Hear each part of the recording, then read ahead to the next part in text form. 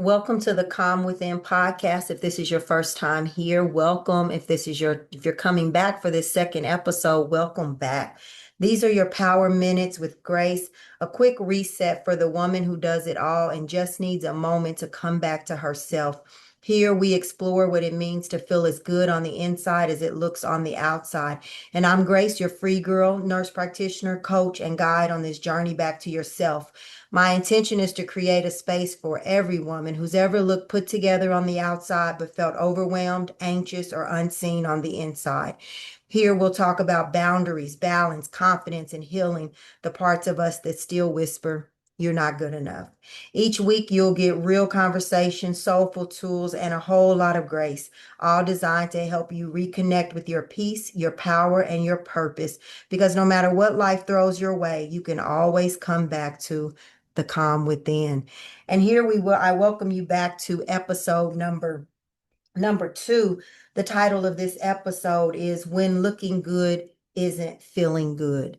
When looking good isn't feeling good. When I thought about this topic, I thought about Chelsea Christ, the former Miss USA who allegedly took her own life. And I thought about when that happened, and what I heard over and over again was, "Wow, she was so beautiful. She was so beautiful." And I thought, what does her outer beauty tell us about her inside?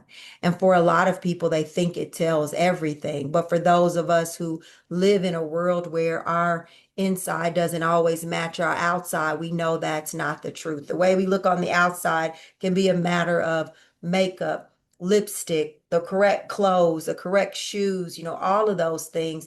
But that doesn't mean that we look as good as we feel. We might look successful. We may live in the right neighborhood or look like we have the right husband and the right family, when all along on the inside, we don't feel that way. And I think that sometimes makes it more challenging, right? Because there's nobody that's necessarily reaching out their hand to offer you any support, because you don't look like you need the support.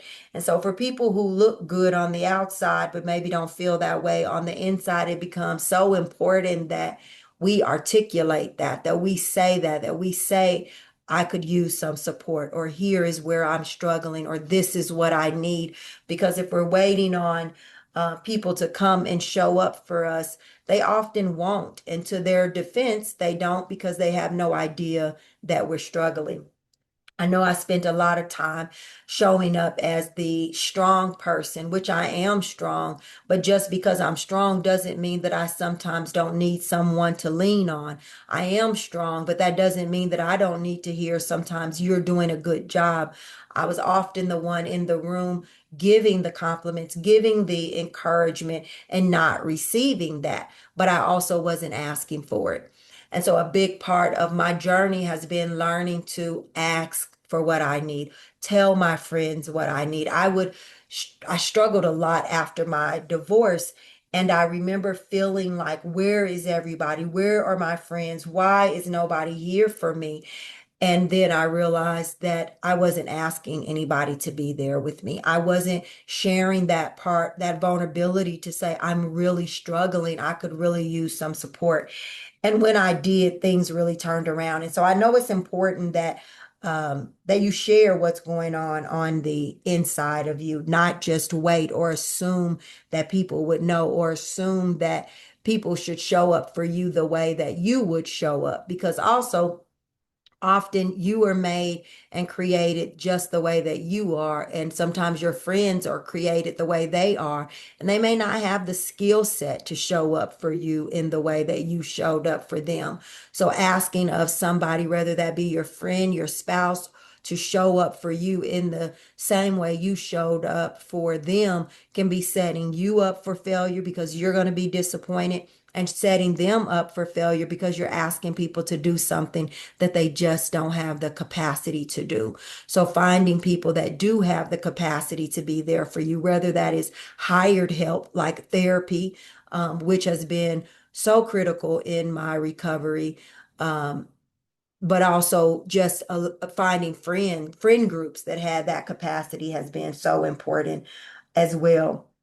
Another thing about looking good on the outside and not feeling that way on the inside is that sometimes we can judge ourselves. We can feel this way and then even say to ourselves, how dare I feel sad when I live in this beautiful neighborhood? How dare I feel discontent when I have this degree or I have this job? And so it's not just outside people that are judging us, it's us judging ourselves. So a very important part in learning to grow through this is not judging yourself. Whatever feeling it is that you're having that day, whether it's overwhelmed, it's anxious, doubtful, sad, just melancholy, whatever that is, it's the truth of how you feel. And sometimes we have to be that friend to ourselves that we would to someone else. We would not say to a friend that came to us and said, I'm just kind of feeling down today. Most of the time, you wouldn't say, give them a resume of all the things that they have. You would say, what's going on?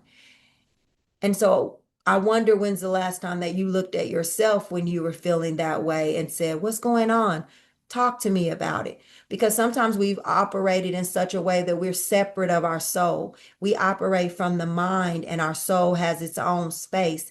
And just creating space to say, what's going on to yourself, even looking in the mirror and just asking yourself, what's going on? How can I help?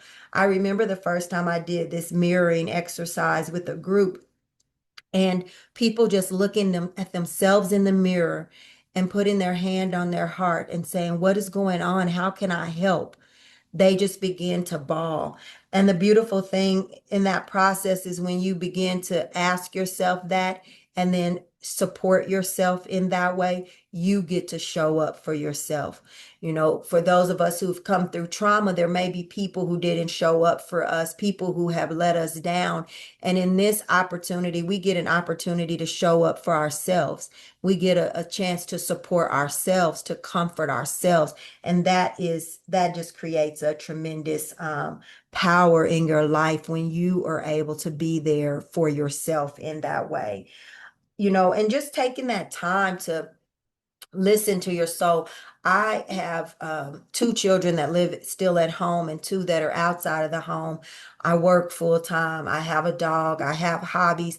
Life can get so busy that if I'm not intentional about it, I cannot create space to sit and just listen to myself. I can feel that anxiousness, that unsettledness within me, and I can just keep going and keep going and keep going.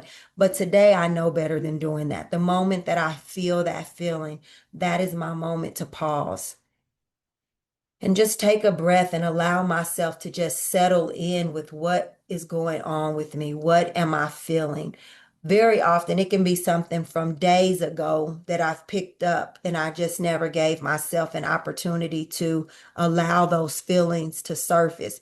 Rather than allowing them to surface, I just pushed it down and kept going, moving on. And when I just take that moment, some people do it in the morning. Some people do it in the middle of the day. Some people do it in the evening. I say do this at the time that works the best for you. And even if that time is different every day, let it be. Just learn to be.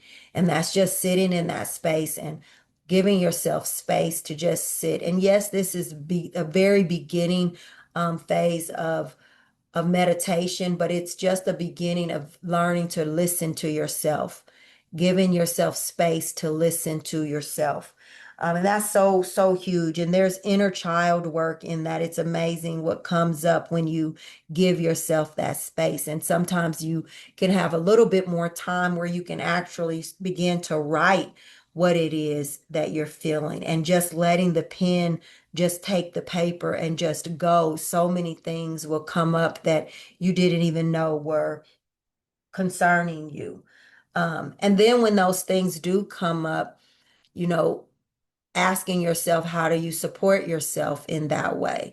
Recently, there is a lot of change going on at the company that I work for, and I was feeling a lot of uncertainty around that change that was happening. And I went a couple of days just trying to go and go and go. And I had to just stop and listen to myself. And it came up that I was feeling um, some fear around money. Growing up, we didn't always have a lot of money, and we would go through being houseless and then having a house. So whenever there's some uncertainty around finances, that little girl in me gets really afraid, and I know that's her today. So I'm able to slow down, I'm able to stop, and I'm able to reassure myself that whatever happens with this job, we're not going to get to the point of homelessness. That's not, but that's where my body is going. It's jumping all the way to there. And I know that. And so I'm not going to judge that. I'm just going to comfort. And I call her her because she is the little girl within me. I'm not going to make her feel silly for feeling that way. I'm going to comfort her and let her know that, we're going to be okay. But then the adult me says, well, how do we make sure that we're okay? And maybe that means that I start filling out applications. Maybe that means I do this, but I'm able to take the action that's necessary to calm that chaos that I'm beginning to feel on the inside. And so, regardless of how you look on the outside, what really matters is how you feel on the inside. Because the people who know that the best about where you're really operating from are the people that are closest to you.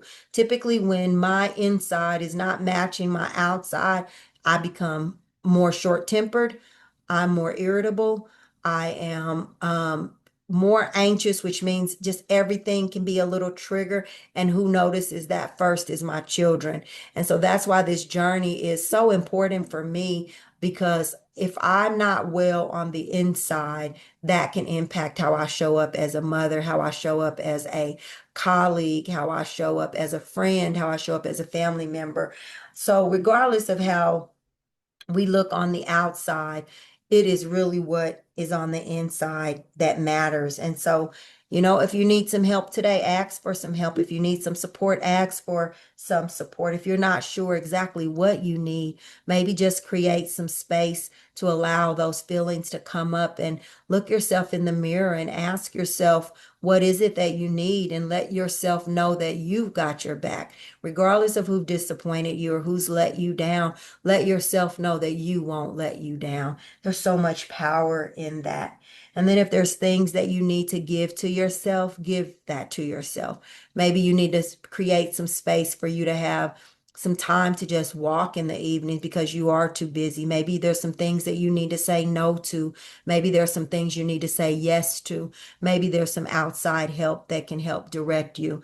Whatever that is, do what it is that you need to do. Trust yourself, because what is the best feeling is when you actually do feel as good on the inside as you do on the outside, and that is possible. So I hope you got something out of today. I've enjoyed spending this time with you guys. Thanks for tuning in. And remember that no matter what life throws your way, you can always come back home to the calm within. This is Grace, your free girl. Until next time.